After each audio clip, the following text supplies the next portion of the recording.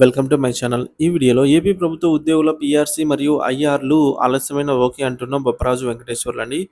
మరి పూర్తి సమాచారాన్ని వీడియోలో తెలుసుకుందాం. వీడియోని ఎక్కడే గాని స్కిప్ చేయకుండా ఎండ్ వరకు చూడండి. అప్పుడే ఇన్ఫర్మేషన్ పూర్తిగా అర్థమవుతుంది.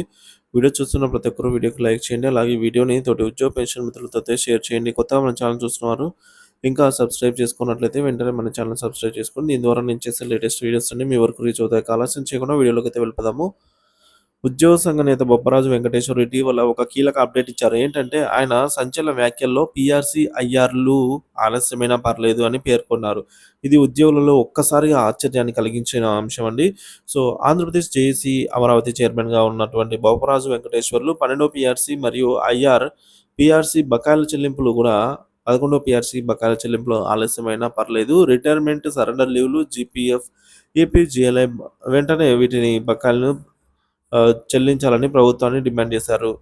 ఇక సీఎఫ్ఎంఎస్ లాగిన్‌లో పెండింగ్‌లో ఉన్నటువంటి ఉద్యోగుల సరెండర్ లీవ్ బిల్లులను కుటుంబ అవసరాల కోసం దాచుకున్న జీపీఎఫ్ ఫండ్ వెంటనే విడుదల చేయాలని ఆయన పేర్కొన్నారు. కర్నూలులోని రెవెన్యూ భవన్‌లో మీడియాతో చెప్పిన ఆయన పోలీసులకి కూడా సరెండర్ లీవ్‌లు, టీఏలు ఇవన్నీ బకాయిలు పెండింగ్‌లో ఉన్నాయి. సో, దసరాలోపు వీటిని చెల్లించాలనైతే కోరారు.